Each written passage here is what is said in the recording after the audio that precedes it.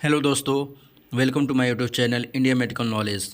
दोस्तों, हमारे चैनल पे जो भी वीडियो अपलोड किए जाते हैं वो सिर्फ इन्फॉर्मेशन के लिए अपलोड किए जाते हैं। ठीक है, किसी वीडियो में खुद से दवा लेने की सलाह नहीं दी जाती है। किसी भी दवा को उपयोग करने से पहले डॉक्टर की सलाह अवश्य लिए, क्योंकि आपके कंडीशन सिचुएशन के हिसाब से आपके जो भी मेडिसिन है अलग हो सकते हैं।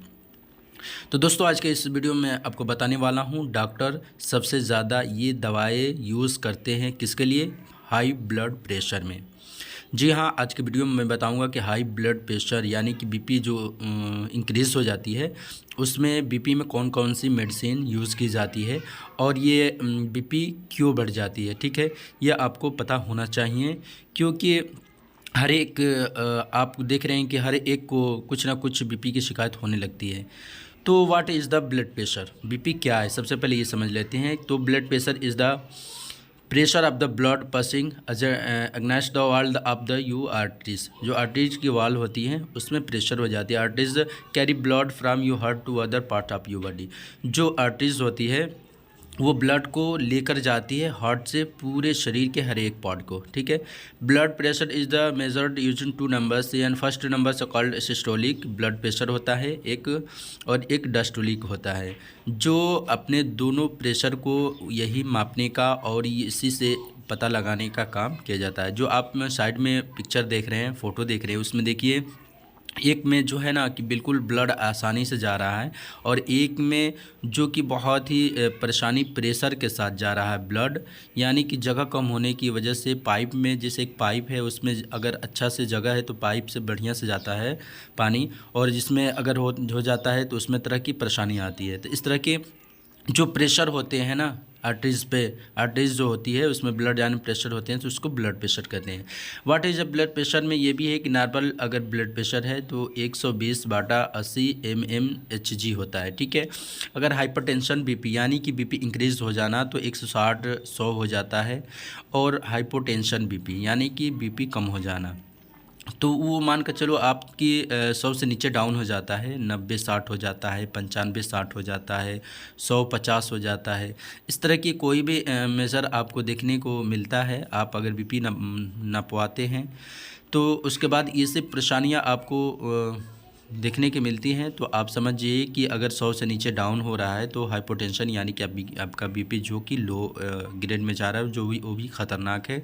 और हाइपरटेंशन यानी कि बीपी ज़्यादा इंक्रीज़ हो रहा है, वो भी आपके लिए बहुत ही ज़्यादा हार्मफुल है। ठीक है, तो कुछ कॉजेज़ देख लेते हैं कि कॉजेज़ ऑफ ब्लड प्रेशर। सबसे पहले है ओवरवेट। अगर ज़्यादा इससे कॉजेज़ हैं कि अगर आपकी वज़न ज़रूरत ज़्यादा हो जाता है तो आर्टरीज में कोलेस्ट्रॉल जमा होने के चांसेस ज़्यादा हो जाते हैं, और इस कंडीशन में बीपी बढ़ने के भी बहुत ज़्यादा चांसेस बढ़ जाते हैं, इसलिए ओवरवेट नहीं करना चाहिए। सेकेंड है टू साल्ट इनटेक, यानी कि अगर आप नमक ज़्यादा खाते हैं खाने में तो बीपी बढ़ने के भी चांसेस बहुत ज़्यादा हो जाते हैं, इसलिए मिनिमम तो नहीं बल्कि मैक्सिमम ना मिनिमम बल्कि नॉर्मल सॉल्ट का इस्तेमाल करना चाहिए, ताकि खाने में भी हो चाहे किसी भी चीज़ में हो, ताकि सॉल्ट से कोई भी प्रॉब्लम इंक्रीज़ ना हो। थर्ड है अल्कोहल।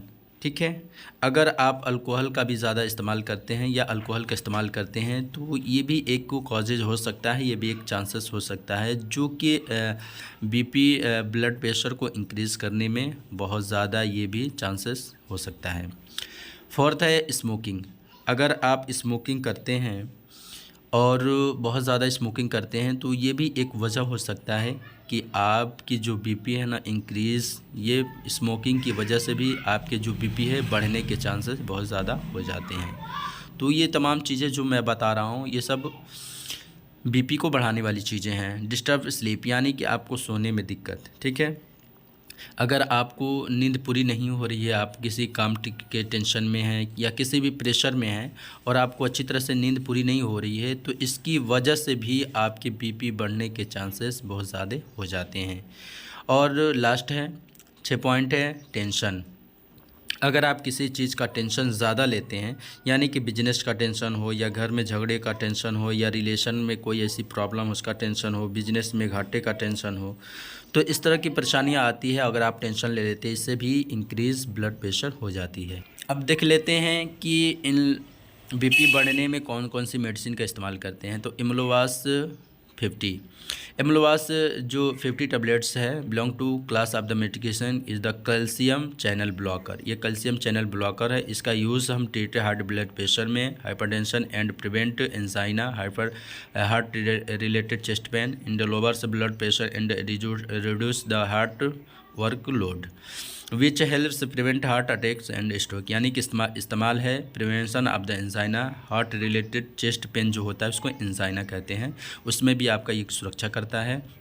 और treatment of the hypertension, BP high, यानी कि आप इस मेडिसिन का एम्लोवास 5 का, ठीक है, एम्लोवास 5 का आप इस्तेमाल, ठीक है, चेस्ट पेन यानी कि एंजाइना में भी और हाइपरटेंशन में भी आप इसका इस्तेमाल बहुत ही अच्छी तरह से कर सकते हैं, वो भी डॉक्टर के सलाह से।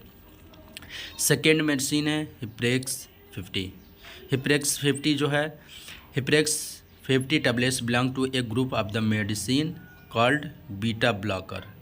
वो चैनल ब्लॉकर था, कैल्शियम चैनल बना, ये बीटा ब्लॉकर है। इसका यूज़ जो करते हैं treatment high blood pressure, hypertension, angina, heart related chest pain, irregular heart rhythm, यानी कि it also help to prevent future heart attack, कि आपको हार्ट अटैक ना आए, स्ट्रोक ना आए, इस सब चीज़ें इसका भी प्रिवेंशन करता है। इसका यूजेस अगर ख़ास तौर पे जाएगा एकदम मेन फोकस दिया जाएगा तो ट्रीटमेंट ऑफ द हाइपरटेंशन यानी कि हाई ब्लड प्रेशर में भी, और ट्रीटमेंट ऑफ द एंजाइना यानी कि हार्ट रिलेटेड जो भी छाती में चेस्ट पेन होती है, जो भी इस तरह की परेशानी आती है उसमें भी इसका इस्तेमाल कर सकते हैं। और prevention of the heart attack, यानी कि हार्ट अटैक हो गया, स्ट्रोक हो गया, हाइपरटेंशन हो गया, एंजाइना हो गया, इन तमाम चीज़ों में इसका उपयोग करते हैं। वो भी जो भी उपयोग करना है मेडिसिन को, तो हमें कोई भी डॉक्टर के सलाह से ही उसका उपयोग करना है। लास्ट और एम्लोकाइंड 80, उसमें दोनों इसमें देखना है कि ये जो Amlokind 80 tablets it's use to treatment hypertension, high blood pressure and angina. This is a combination of 2 medicine. हमने देखा उसमें पहले में एम्लोडिपिन था, फिर एटेनोलोल था, इसमें 2 है, एम्लोडिपिन भी है, एटेनोलोल भी टैबलेट, दोनों को इसमें मिक्स करके कॉम्बिनेशन के साथ बनाया गया ताकि बहुत ही अच्छा वर्क करे। अगर इसका इस्तेमाल की बात करें तो ये हाई ब्लड प्रेशर यानी कि ट्रीटमेंट ऑफ द हाइपरटेंशन और treatment of the angina. Angina वो चीज़ है जो चेस्ट पेन होता है हार्ट के रिलेटेड, जब हार्ट में कोई प्रॉब्लम होती है, आर्टरीज में कोई प्रॉब्लम होती है, तो उसके रिलेटेड यानी कि ऑक्सीजन अच्छा से सप्लाई नहीं हो पाता है, ब्लड अच्छा से सप्लाई नहीं हो पाता है, तो चेस्ट पेन होने के चांसेस ज़्यादा हो जाते हैं, जो हार्ट रिलेटेड चेस्ट पेन होते हैं उसको एंजाइना कहते हैं। इस तरह की कोई भी परेशानियाँ आती है या prevention of the heart attack, तो उसमें इसका इस्तेमाल करते हैं। दोस्तों मैं आपसे रिक्वेस्ट करूँगा कि कोई भी दवा, मेडिसिन